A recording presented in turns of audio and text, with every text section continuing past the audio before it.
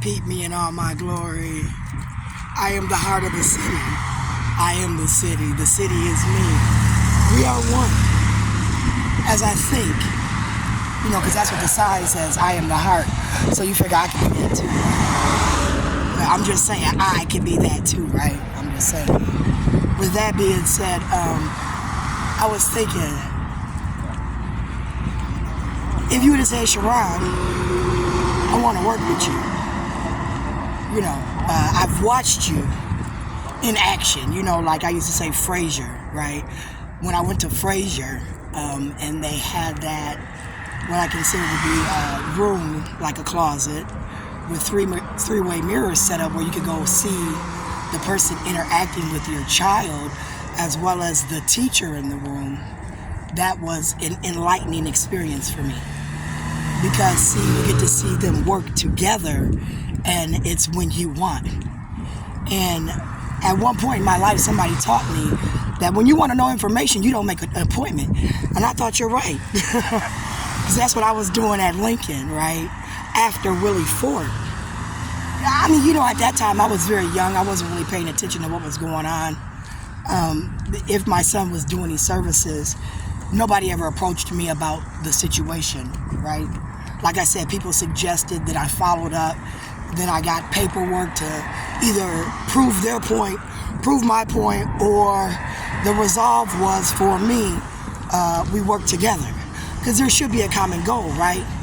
The goal at school was to educate my child, right?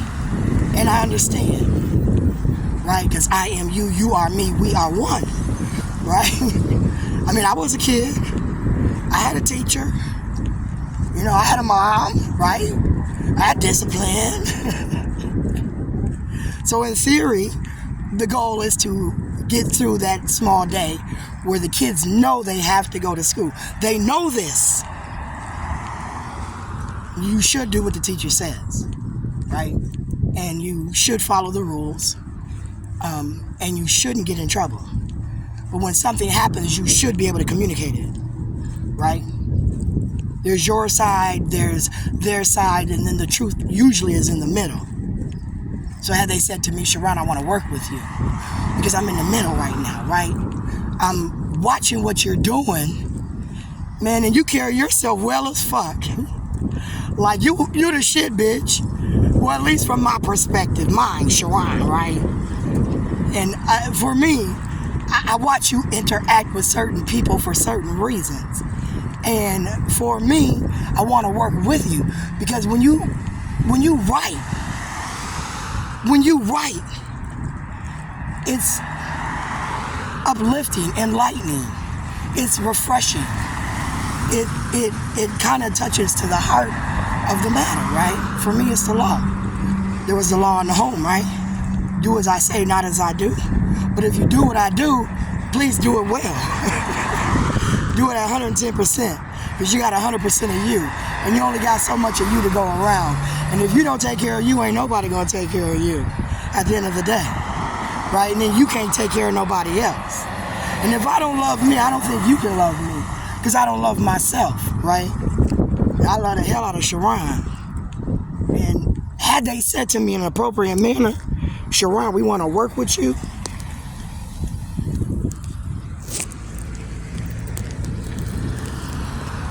should be pissing me off.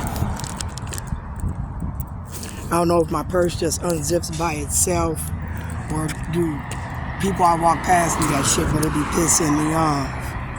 With that being said, Sharon, I want to work with you. That shit you wrote to the public defender's office is real.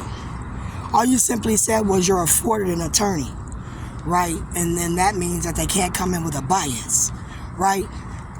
Somebody I talked to said that I can't work with you, Sharon, because I got a bias. And what's the bias? Well, I worked for them, so I know how they are.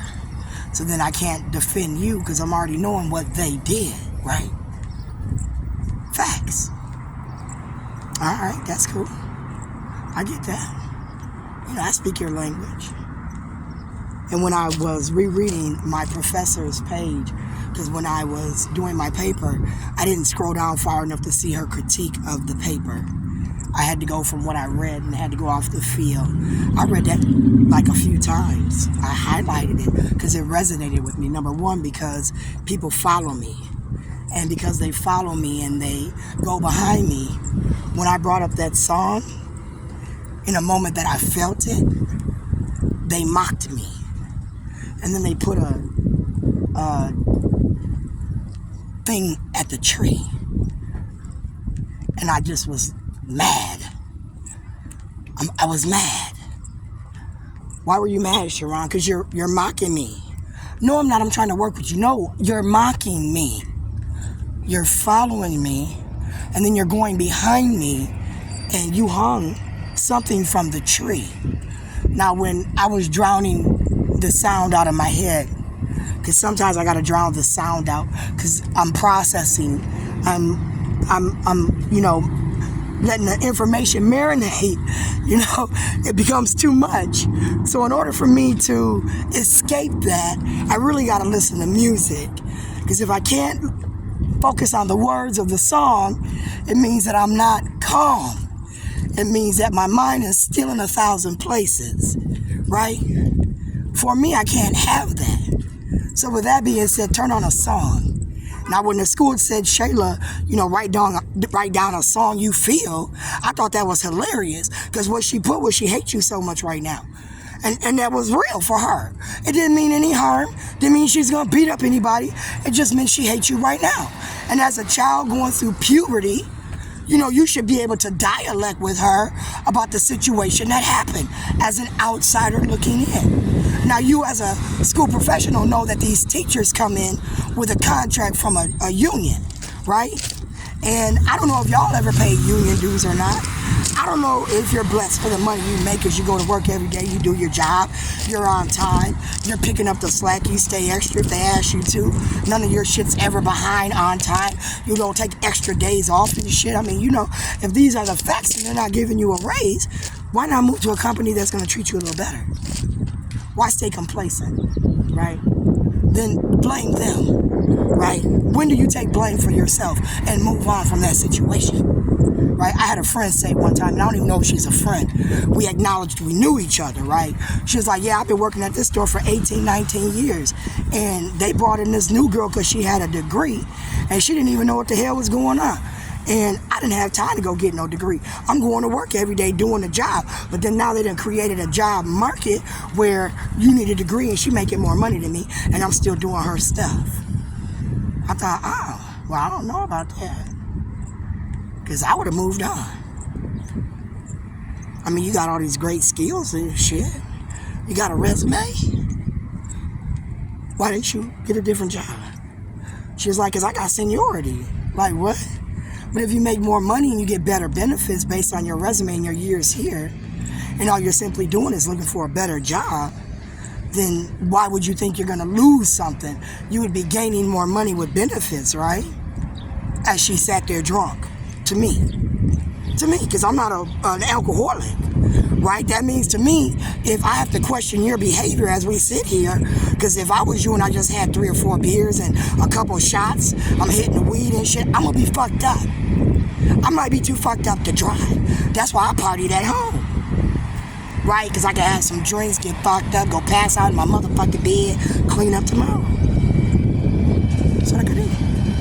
Did I ever get too high where I couldn't drive? No, I don't think so. Yeah, good. No, I don't think so. Like, because we playing shit sometimes. Like, yeah, but we're going to get up at 7, 8. And we're going to be on the road by 9, 10. Hear me now. We're going to get up about 7 or 8. We're going to be on the road by 9, 10. CPT time? Color people time? Shit, that means we might be on the road by noon.